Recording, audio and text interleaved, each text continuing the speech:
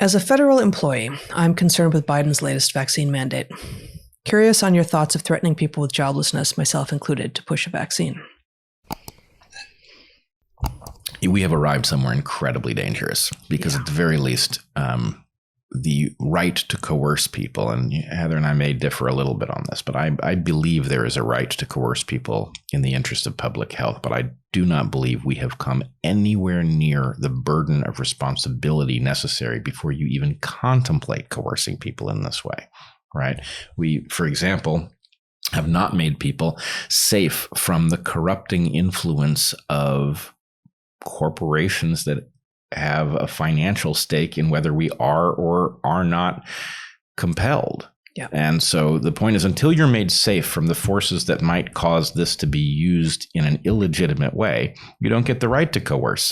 And so anyway, yes, in a different world, there might be a legitimate use of this, but wow, is the standard high before you reach the place where you have a right to contemplate such things. And we just haven't met it. Exactly. I was going to try to find, because we weren't going to talk about this, I didn't queue it up and I can't find it, but The Guardian, of all places, had a article this morning that was referring to research that is still not peer-reviewed. And of course, the research itself does some hedging because that is what we are obliged to do now. But The Guardian reports on some new research in a preprint. Oh, maybe that's where it is. Here's the actual preprint. This isn't the Guardian article. SARS-CoV-2 mRNA vaccination-associated myocarditis in children ages 12 to 17, a stratified national database analysis. The conclusion of this research, which the Guardian actually reports on, is they find that for boys between the ages of 12 to 17, the risks of the vaccine outweigh the risks of COVID. There's lots we don't know. There's ways they could be wrong, but this is what this research finds. Yeah, and the Guardian actually reports that. Now, the Guardian's about as far left. I wouldn't call it left. Yeah, I was like pseudo left something, whatever this Blue is team. now. Blue team, yeah, but they're in the UK, so Labour team something. Labour, did I get that right? Yeah. Yeah.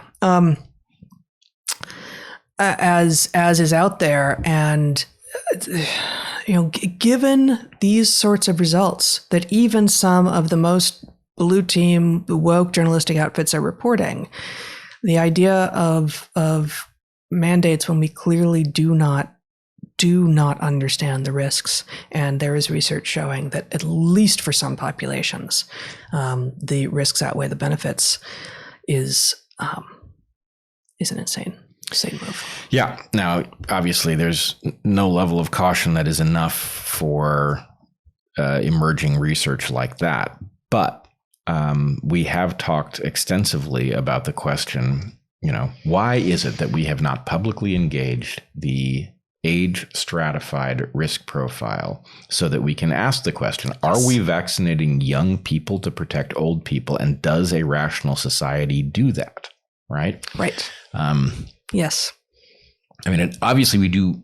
Obviously, we would be vaccinating young people to protect old people. But if it is not justified with respect to the young people that we are vaccinating, if they are facing substantial risks and the benefit is recovered in the protection of the old and infirm, I would argue that that is not a decent thing to do. That one thing that all societies that are long-lived are going to agree on is that the protection of the young is their obligation.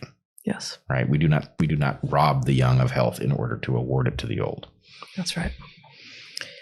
My body, my choice slogan for no jab now versus pro-choice in the past. Thoughts? So that's sort of a telegraphically posed question, but I was never a fan of my body, my choice as a slogan, and I've said this places. It's a libertarian conclusion, and I think an actual functioning society that is honoring its commitments to its citizens has the right to expect some things in return. And I'm not saying that I know where those boundaries are, and I am actively and very much pro-choice. but not because my body, my choice. Yeah, it's not. Not for that reason. And so I don't, for me, my body, my choice, and I mean, especially now it's being grabbed by some people who are using it cynically, who never would have used it on the right for no jab. I mean, there is something there. There's something in it that I think is true, but there's something about the framing that doesn't quite work. Yeah, I've always disliked it, and the reason is this. We know it can't be a very good formulation because you can make exactly the same argument for your house. My house, my choice. Does that mean you can beat your kids? It sure doesn't, right? And so the point is, if the fact that it's your thing doesn't mean that logically you have a right to do whatever you want there. Yeah, but I mean, the individual is a real thing, right? Only sort of. The boundaries are fuzzier than we like to admit. But certainly at the ends and right at the end points temporally, the boundaries are fuzzier, and maybe even spatially if using sort of Dawkins' extended phenotype idea. So, or other things. The fact is, we now know that we are temporary custodians of our genomes, and that they are modified, and that our bad behavior actually has consequences for people we will never meet downstream of us, for example. Okay, so epigenetically, how dare you? Right, epigenetically, how dare you? Now that's a shirt. So there are those things. And also, when we've been incredibly clear about this throughout the pandemic, there's also the fact that being reckless about contagious disease does result in harms that come to people who had no choice in the matter. So the point is, the formulation doesn't add up. But what has to be done is we have to understand what would be required to trigger the conclusion of that formulation in this case, or to fail to trigger it. And so that the obligations from society, from government, have not been met. Right. They have not been met. And so the point, I think to the extent that there's something valid in this idea, the idea is, look, until you have done everything necessary that you overcome all of the real and substantial objections, right, then we have to default to this other thing, which is you don't get to force me. Yeah. Right. You get to force me when you have met the obligations that you must, in order that this actually is not only in our collective interest, but it's in my interest. I may be taking a risk, but that risk is worth taking, right? And so having not met that, this is sort of the fallback position, right?